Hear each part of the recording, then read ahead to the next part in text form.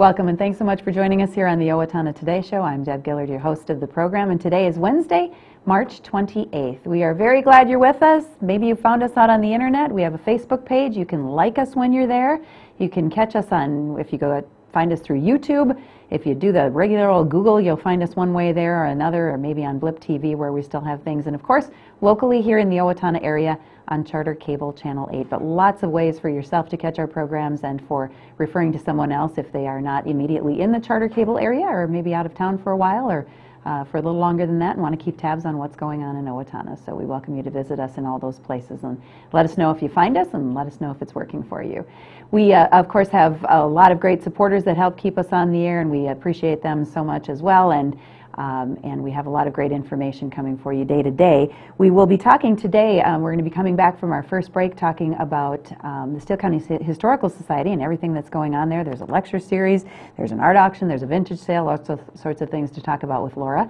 Later on in the program, Representative Kory Kath joins us, and we will be doing a little legislative update in 10 minutes. We always have to encapsulate what's going on up there at the legislature. So let's take this break for our supporters, and we'll be right back. Please stay with us.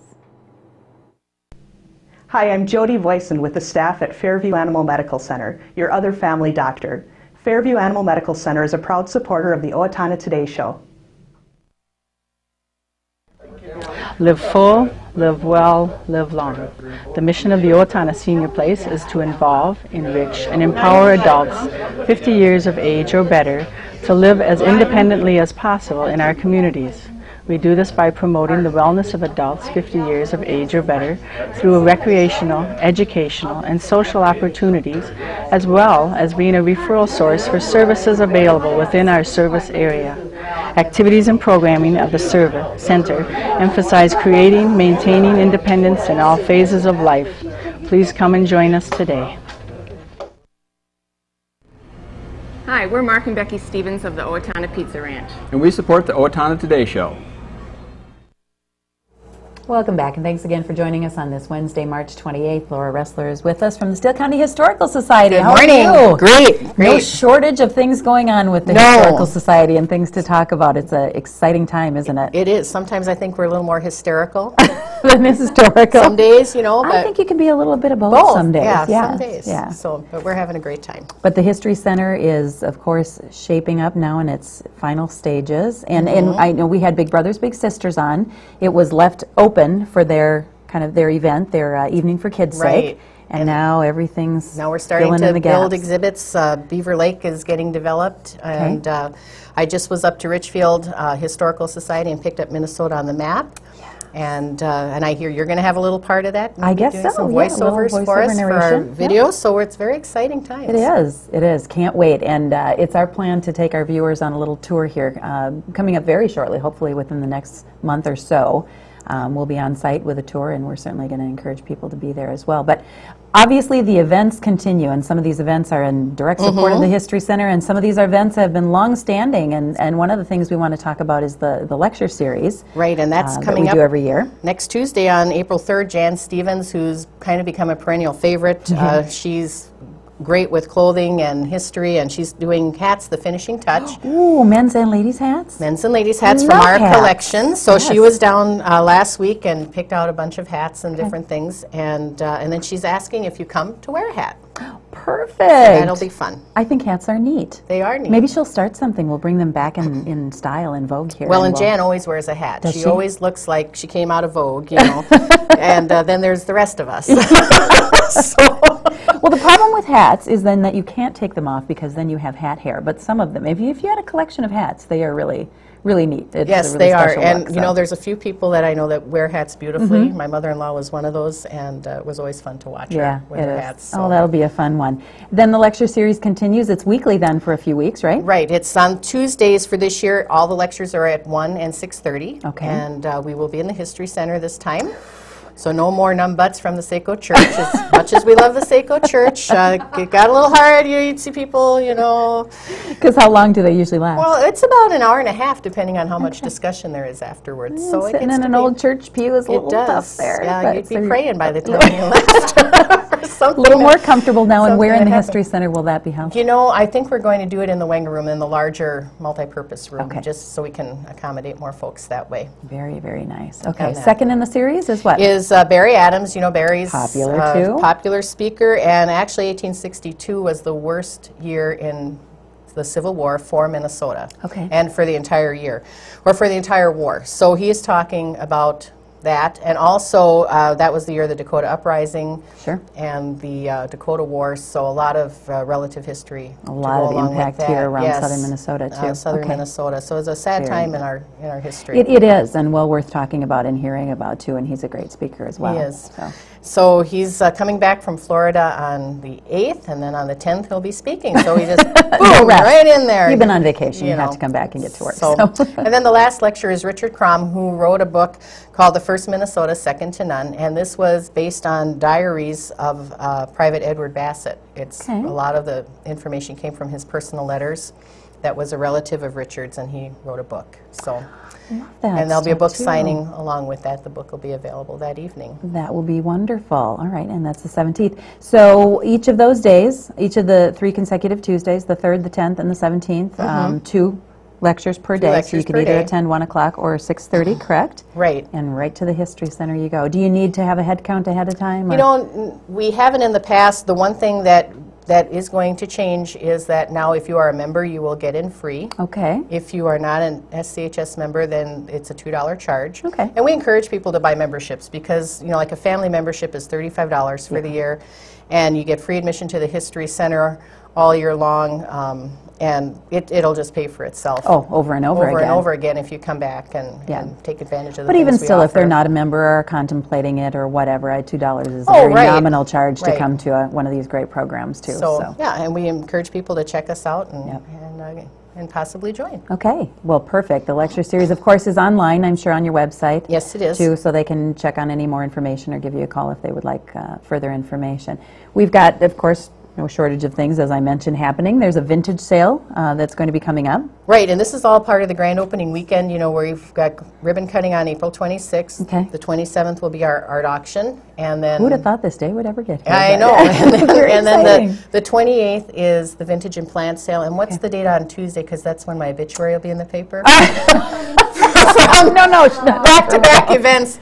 30 days has September, April, June. It's the 30th of April there. Oh, so anyhow, but it's very exciting. You know, we've got a lot of fun things going on. No, it'll be May 1st. Okay, when Just so when you it's know. in the paper. You ask a Okay. question, my brain keeps going there. Sorry, but okay. But right now we're gathering objects for the vintage sale. Okay. And these can be, you know, household things, small little antique Okay. things, collectibles, notebooks or clothes, Okay. and plants, perennial plants. Okay. But we, you know, you'd have to pot them up. Yep. And we have pots if people are wanting to divide things from their yard, and Okay. we can get them pots. So you're looking for donations, contributions, plants, Right. items, all those types of things, and then it will be going on April 28th for how long? What 9 time? till 2. Saturday, 9 till 2. Right.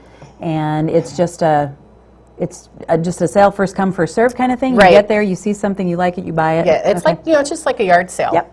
Okay. But with hopefully a little more upscale yard sale type of thing. Okay. You know, so And definitely a historical flavor to it. So, right. All right. So we're, you know, in the process of gathering items for that now. So Okay. It looks like lunch will be available? yes, we'll have a little lunch stand there with hot dogs and sloppy joes, and All right. just some fun stuff. And it's going to burn the mortgage, isn't It's it? going to burn the mortgage. You know, we burn.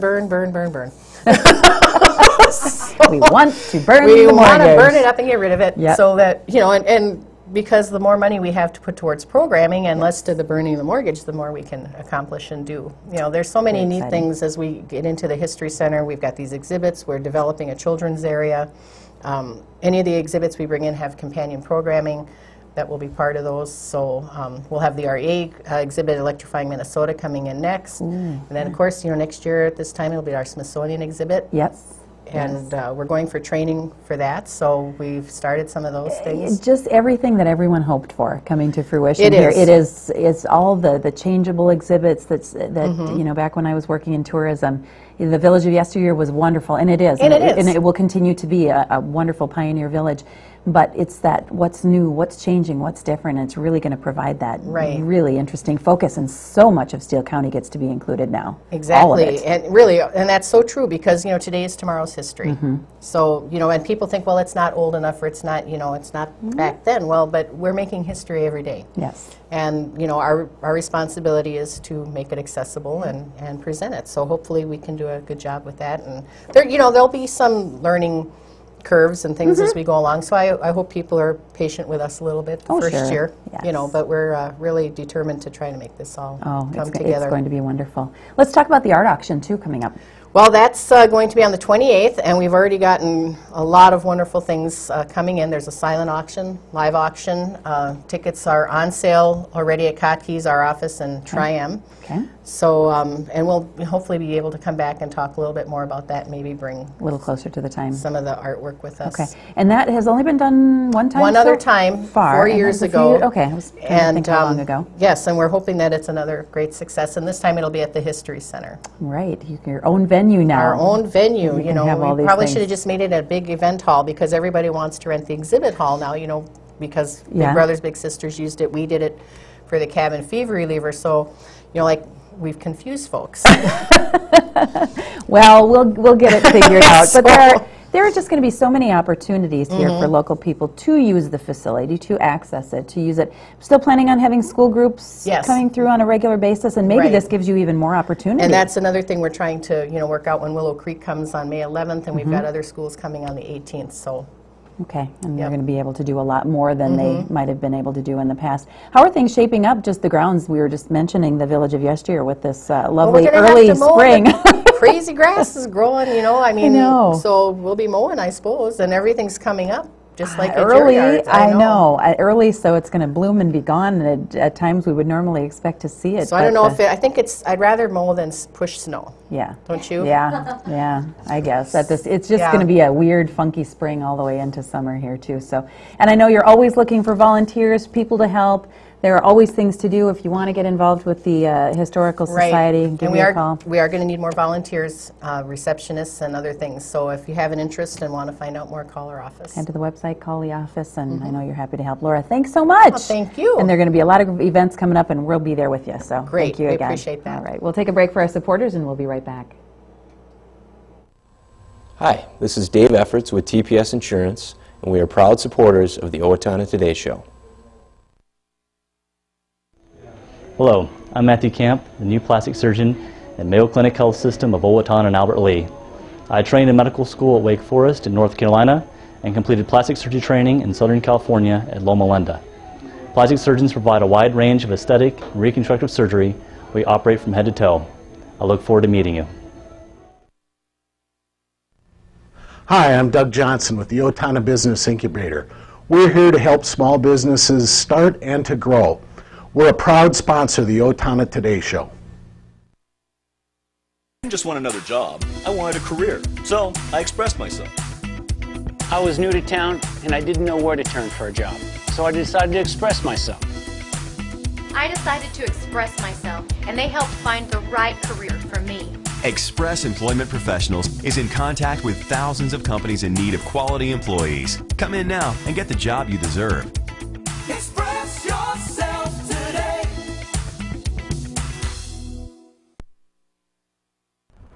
Did you know that it is illegal in the city of Owatonna to host or allow a gathering where minors will be consuming alcoholic beverages on your property or in your residence? Did you know it is illegal to provide minors with alcohol unless they are your own kids, in your own home, and you are present? Underage drinking leads to increased risks of future chemical dependency, engaging in more serious criminal activity, and becoming a victim of a crime. Please help keep our kids in our community safe by not encouraging, hosting, or allowing underage drinking. This is a message from the Owatonna Police Department and the Safe and Drug-Free Coalition of Steele County. Welcome back. It is Wednesday, March 28th, and we have Representative Kory Kath with us. Welcome back. Well, thanks so much. It's great to be here, and it feels like spring days here. So. I don't know what to even call it anymore. I was saying on Monday's program, I said, is it winter? Is it spring? Is it summer? Half the time it feels like, and we were just joking with Laura about mowing the lawn. Yeah, I don't know what to think of it, but I'll take it. I know. I know. We are not going to complain, except somebody last week said, you know, the weather has a way of evening itself out, so what does this mean? What does it bring But for I'm us? thinking we didn't have the greatest summer last year. Exactly. So I think overall, you know, the concern that we have right now, my wife and I were chatting about that, is what are those mosquitoes going to be like? Oh, people have seen I know, them already. and so we're a little nervous about that. Yeah, so, and they're yeah. like bigger they're than large. usual. Yeah. I know. Yeah, what I got does that- little kids, and those things look really big. No, it's around taking us. their arm. Oh, I know it. It is a bit of a concern, so I don't know how those will breed and die off or spawn these like gigantic things, but I'm sure we'll find out anyway. It is what it is, and we live in Minnesota, so. We deal with it. As we were mentioning with Laura, too, no shortage of things going on at the History Center and Historical Society, no shortage of things going on, of course, up at the legislature, and it really is always a pleasure to have you kind of before we hit the session and figure out what's going on, and in between, and as we're kind of approaching the end now, aren't we? So. Absolutely. You know, and it is. It's everything's kind of in flux because when you're looking at a second session, it's usually what we call a bonding session because the budget resolution was passed last session. So then what that leads us to is a session that can be focused on some policy, on bonding, and kind of wrapping up anything that may be an issue with the budget from the last time. You know, I think overall when we're looking at the budget as it stands today, we heard some good news. We call it the February forecast. It usually comes out, though, the end of February, early March. And so, you know, heading into March here, we kind of had a good inclination here that Minnesota's on good footing. In other words, I wouldn't say that we're out of the woods or anything like that with some of the, you know, the angst or the kind of the push and pull of where's this economy headed. But we know that there are some good indications and some good indicators for our overall budget.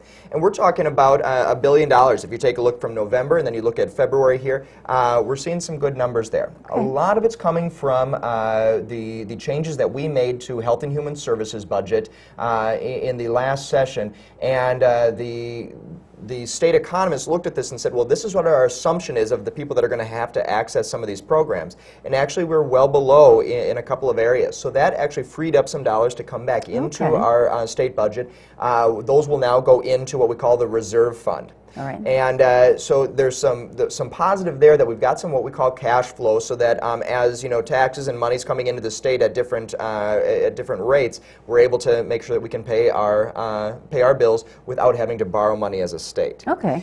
Now the tough thing is that there's still that $2.4 billion that is owed to the schools, and that is something that I've struggled with. I did not support in the session because just borrowing from the schools I think sends a false image to Minnesotans that we have a balanced budget, when in fact that's going to kick in the next session here, and we're going to have to figure out how we're going to keep our commitment to our children in our schools in the next budget cycle.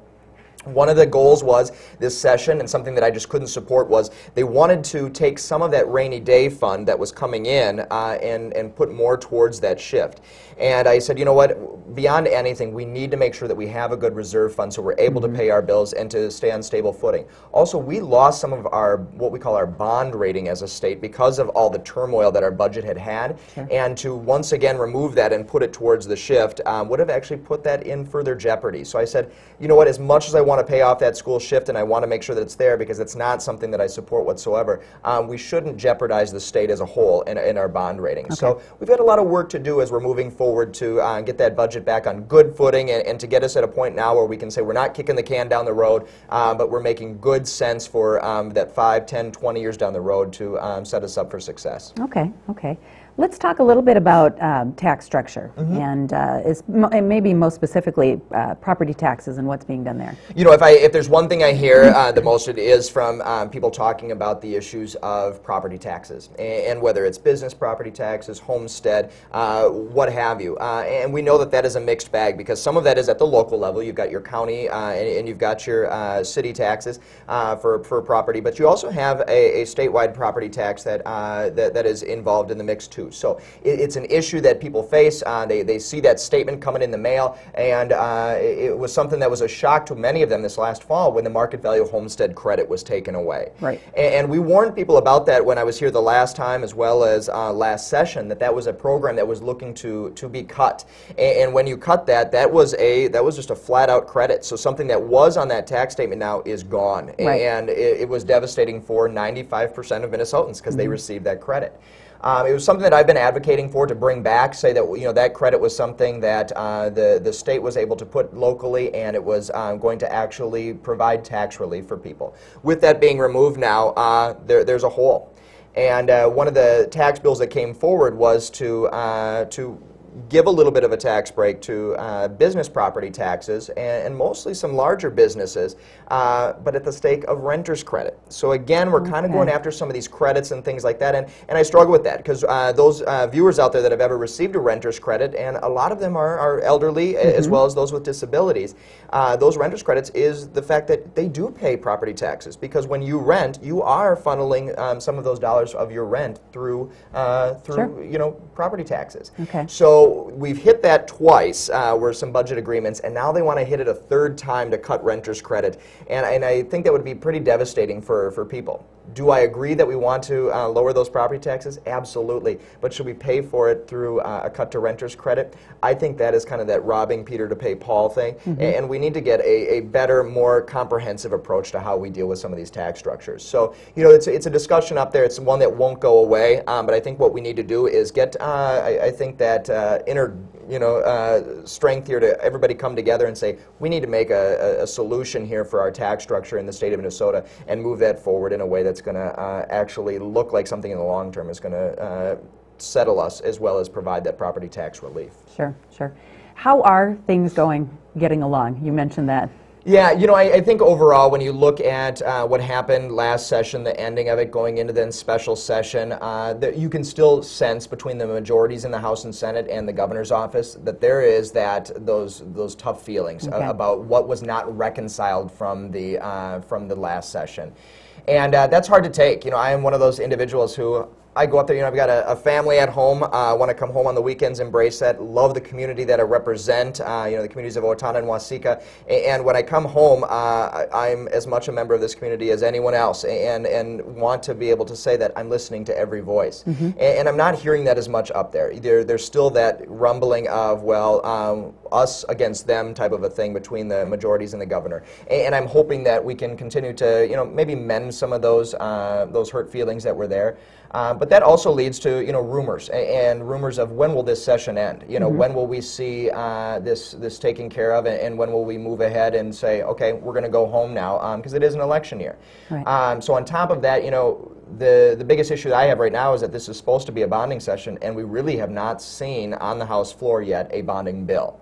Okay. And that is a concern to me that we've been there for this many months, and probably the most pivotal piece of legislation that we should be focused on has not come to us yet, and that concerns me because there's rumor out there that we could be out of session here in the next 3 to 4 weeks too. Okay. So I look at that and go, wow, we have a lot of movement yet to make. There's a lot of very important policies, as well as the bonding bill, that still need to come to us, and I'm hoping that we can mend those fences and focus on the things that truly are of concern to our constituents, and that's jobs, moving Minnesota forward, bonding, making sure that we're keeping up with the infrastructure on roads and bridges. Those are things that can be discussed bipartisanly. This doesn't have to be a partisan fight. Right, right, and hopefully that doesn't get brought to the table each time.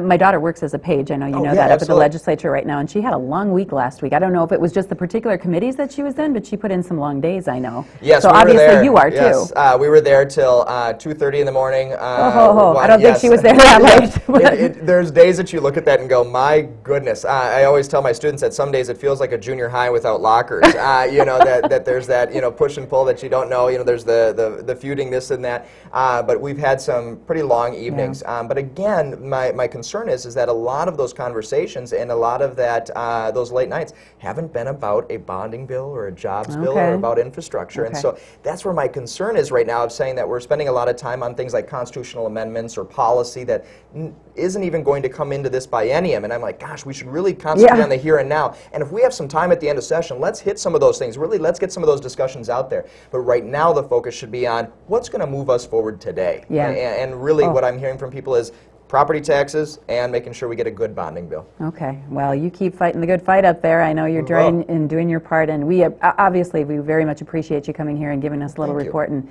letting us know what is going on. It's very foreign to most of us, and as I hear stories that come back from you, and as I said, my daughter, it's like, wow, that is a different world up there. Isn't it? An interesting one. The world under the dome, you know, but please stay in touch, and people can call, email anytime. Yep. Thank you very much, Kory Kath. And we'll take a break for our supporters, and we'll be right back to wrap up today. Hi, Warren Abraham, Abraham Consulting Technologies, your one-stop technology shop. We support the Owatonna Today Show.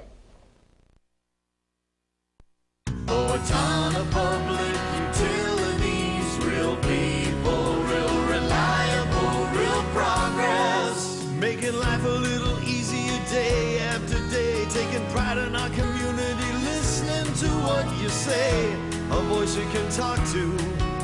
We're growing with you in mind in everything we do. Owatonna Public Utilities. Hello, I'm Sean McNulty with the Sterling House Assisted Living, a part of Brookdale Senior Living. Our mission is to enrich the lives of those we serve with compassion, respect, excellence, and integrity. We are a proud sponsor of the Owatonna Today Show. Welcome back. It is time to wrap up today's program. It's Wednesday, March 28th, and who would have thought the Owatonna Yard Waste Compost site would be open, but honestly, as we've been talking about a little bit, there has been opportunity to get out there in our yards, and may or may not continue, obviously, with rain and some cooler weather, but in any case, people have been out there and getting yards back in order, and who knows, maybe even mowing the lawn. So the Yard Waste Compost site has now opened, in fact, last week, the week of March 19th, limited hours though, Mondays and Wednesdays from noon to 4:30, and Saturdays from 10 to 2. Beginning this week now, I should say that, let's see, they're open for the regular growing season. Oh, actually, now that we've begun this week, they're open Monday, Tuesday, Wednesday, and Friday from 8 to 6, and Saturday from 9 to 5. And they continue to be closed, of course, on Sundays, Thursdays, and major holidays. You get to them by heading straight out Bridge Street until you can't go any farther. Turn right on West 32nd Avenue, and then you'll see signs to the compost site. It's just on the left prior to crossing the railroad tracks. If you need more information about them at any time now or throughout the course of the season, you can call them directly at 475-0206, or as always, call the Steele County Recycling Hotline, 451-5443. The Owatonna Art Center is opening 2 new exhibitions. This coming Sunday, April 1st, Mary McCartney will be showing portraits and botanicals in his image. Nicholas Markel will be showing icons called The Visible Word. The public is invited to a reception this Sunday, April 1st, from 1 to 4 to meet both of the artists and view the exhibition, and their exhibitions will run through April 29th. Gallery hours, of course, at the Art Center are from 1 to 5, Tuesday through Sunday. They are closed on Mondays. On April 2nd, next Monday, Minnesota poet Athena Kildegard will be featured at the Owatonna Public Library. They have a series of programs coming up, the 2nd, the 10th, and the 11th, and also including Earth Day on the 22nd, but she is one of their events coming up, Minnesota poet, and if you'd like more information about that, you can get a hold of the Owatonna Public Library to find out more. Don't forget, coming up next week, too, next Tuesday, is the special election for those of you in Steele County District 5. That is for your commissioner in District 5, and that election is next Tuesday. If you have not, or were not able to be there, hopefully you have, or shall get a chance to do an absentee ballot if you're not able to be on hand. Crisis Resource Center is having their 11th annual Healing the Hearts of Our Children luncheon. That will be held next Wednesday, April 4th, from noon to 1 at the Eagles Club. Guest speaker Victor Veith will be discussing the 5 obstacles that prevent us from ending child abuse. A very informative program. Luncheon tickets are $25. There are additional sponsorship packages, and they're looking to have a great event. Call the Crisis Resource Center for more information, 451-1202. Coming up on Friday's program, we will be talking beds for kids and Brookdale Senior Living, so we'll see you then.